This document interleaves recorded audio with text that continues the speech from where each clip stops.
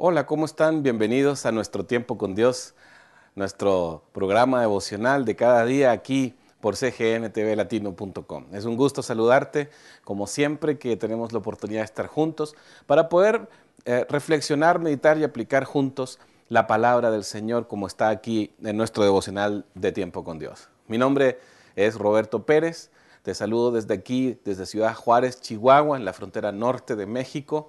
Un saludo para todos ustedes que nos ven en diferentes partes de México y de América Latina, en Estados Unidos, en España. Y vamos directamente a nuestra lectura de hoy, que está aquí en el capítulo 20 de Lucas, versículos 27 al 40. Lucas 20, 27 al 40. Llegando entonces algunos de los saduceos, los cuales niegan haber resurrección, le preguntaron diciendo: Maestro, Moisés nos escribió, si el hermano de alguno muriere teniendo mujer y no dejare hijos, que su hermano se case con ella y levante descendencia a su hermano. Hubo pues 7 hermanos, y el primero tomó esposa y murió sin hijos. Y la tomó el segundo, el cual también murió sin hijos. La tomó el tercero, y así todos los 7, y murieron sin dejar descendencia. Finalmente murió también la mujer. En la resurrección, pues, ¿de cuál de ellos será mujer, ya que los 7 la tuvieron por mujer? Entonces respondiendo Jesús les dijo: Los hijos de este siglo se casan y se dan en casamiento, mas los que fueren tenidos por dignos de alcanzar aquel siglo y la resurrección de entre los muertos, ni se casan ni se dan en casamiento, porque no pueden ya más morir, pues son iguales a los ángeles y son hijos de Dios al ser hijos de la resurrección. Pero en cuanto a que los muertos han de resucitar, aún Moisés lo enseñó en el pasaje de la zarza, cuando llama al Señor Dios de Abraham, Dios de Isaac y Dios de Jacob, porque Dios no es Dios de muertos, sino de vivos, pues para Él todos viven. Respondiéndole algunos de los escribas dijeron: Maestro, bien has dicho, y no osaron preguntarle nada más. Las discusiones doctrinales siempre son algo delicado. Es peligroso dejar que la doctrina se contamine, no debemos permitirlo, pero es igualmente peligroso cuando de pronto las personas se levantan como un férreo defensor de la doctrina, pero de una forma y con un espíritu totalmente errado y equivocado. Jesús soportó muchas provocaciones en el área doctrinal mientras Él estuvo en la tierra. Jesús es la única persona que ha pisado la tierra de quien se puede decir que tuvo la doctrina perfecta, porque él, estando en forma de hombre, era Dios y hombre 100%. No había error en Él. No había nada en Él que pudiera estar equivocado en cuanto a la enseñanza de Dios.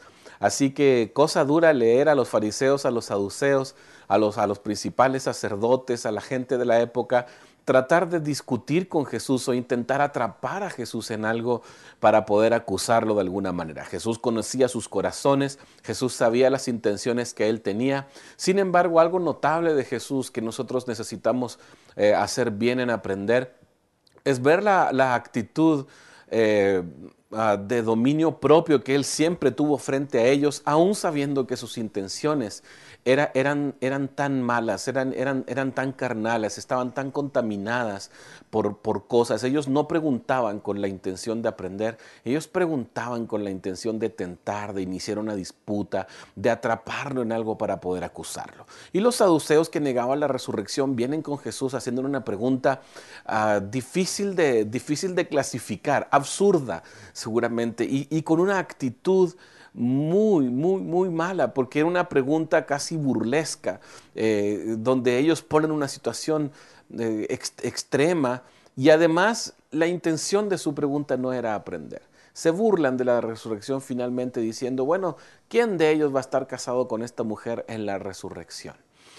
Siendo que ellos no creían en la resurrección. Jesús pudo perfectamente haberse negado a responderles. Sin embargo, Jesús, con un espíritu de mansedumbre del cual nosotros debemos aprender, les responde clara y certeramente, y además les aprovecha de recordar que la resurrección es algo real y sin lo cual no hay hijos de Dios, no hay adopción posible.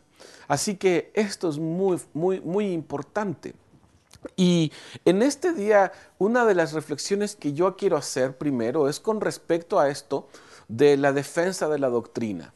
Es triste ver cómo hoy en día mucha gente ataca a otros pastores y ministerios que piensan y practican diferente a ellos, solamente porque no comparten una posición doctrinal. Ahora, la doctrina debemos entenderla desde este punto de vista. Lo que es medular para la doctrina debe ser defendido sin negociar. Acerca de Jesucristo, su divinidad, su encarnación, acerca de Dios, acerca de la resurrección, acerca de la salvación, acerca de la sangre de Cristo, acerca de la vida eterna. Todos los creyentes creemos exactamente lo mismo. Y es muy doloroso cuando nos toca ver que como hermanos llegamos a discutir y aún a exponernos públicamente a través del internet, a través de videos, de escritos, denunciando otras personas acerca de cosas que en cuanto a la fe son secundarias. Y yo lo que he visto, les quiero decir muy honestamente hoy, es que en el gran porcentaje de las personas que atacan otros ministerios en aras de defender la doctrina, veo algo muy similar a lo que los saduceos hicieron. Un espíritu de juicio. He visto algunos que aún se burlan, denostan a otros hermanos de mala manera, solo porque el hermano sostiene una doctrina en ciertos asuntos secundarios que no va de acuerdo a lo que yo creo. Creo que alguna vez en mi vida puedo haber tenido la misma actitud con la gente que pensaba como yo, que no pensaba como yo, perdón. Y he aprendido que muchas veces tal vez quise actuar con un celo que no era el celo de Dios, era solo un celo personal. Así que algo importante que Dios nos enseña es que cuando tu hermano piensa diferente a ti, tu hermano no es tu enemigo. Segundo, la actitud de mansedumbre no es negociable. Jesús pudo haberse burlado, Jesús pudo haber aplastado a los saduceos con la evidencia bíblica. Sin embargo, su respuesta fue mesurada, fue mansa, fue sabia. La actitud de Jesús nos enseña cómo nosotros debemos actuar, aun cuando estamos en presencia de una persona que nos puede querer provocar con una pregunta, que nos puede querer molestar con una pregunta, de que debemos actuar mansamente y sabiamente. Tú y yo necesitamos aprender esa sabiduría. Nunca discutir por temas de doctrina. Jamás levantar la voz o molestarnos por algo referente a lo que nosotros creemos que está escrito en la Biblia. En cuanto a nuestras congregaciones, es el lugar donde enseñar correctamente la palabra de Dios, como nos ha sido enseñada por Dios y por quienes nos instruyeron en la palabra. No desperdiciemos nuestro tiempo de enseñanza o de predicación atacando a otras personas. No prestemos nuestro oído a las personas que basan sus ministerios en atacar a otras personas. Ni siquiera Jesús invirtió un porcentaje importante de su tiempo denunciando a otras personas. Él solo, en 3 años y medio, un ministerio muy breve, si lo comparamos con los años de ministerio que a lo mejor podríamos tener nosotros, en 3 años y medio de ministerio, Jesús respondió solo en algunas ocasiones muy específicas y solo en 1 o 2 ocasiones lo vemos realmente afectado emocionalmente y con justa razón respondiendo a los fariseos o actuando de una manera que tenía un fundamento muy válido, pero era la excepción. También en las epístolas, cuando nosotros leemos toda la Biblia, nos damos cuenta que ni Pablo ni los escritores bíblicos invierten gran parte de su tiempo en atacar a otras personas. Solamente se encargan de enseñar claramente la verdad como Dios la había enseñado. Y este es el trato que nosotros debemos tener en cuanto a la doctrina.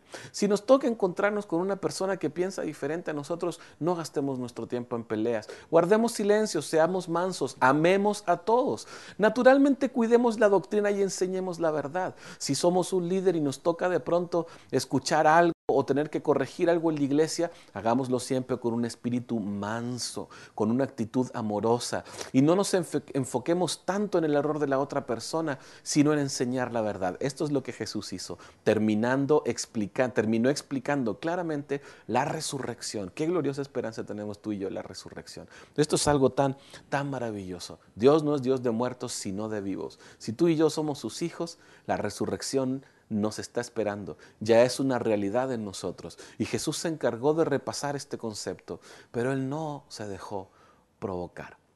Así que creo que nosotros tenemos bastante para aprender y meditar este día acerca no tanto de la doctrina, sino de nuestra actitud frente a ella y de nuestra actitud frente a la gente que piensa diferente y aquellos que están equivocados. Jesús hizo algo muy, muy poderoso. Con su buena actitud dejó de manifiesto su buen testimonio, dejó de manifiesto la sabiduría de Dios en él, edificó a sus oyentes enseñando y recordando la verdad de su resurrección. Y con esa mansedumbre y con esa sabiduría cerró las bocas de sus enemigos.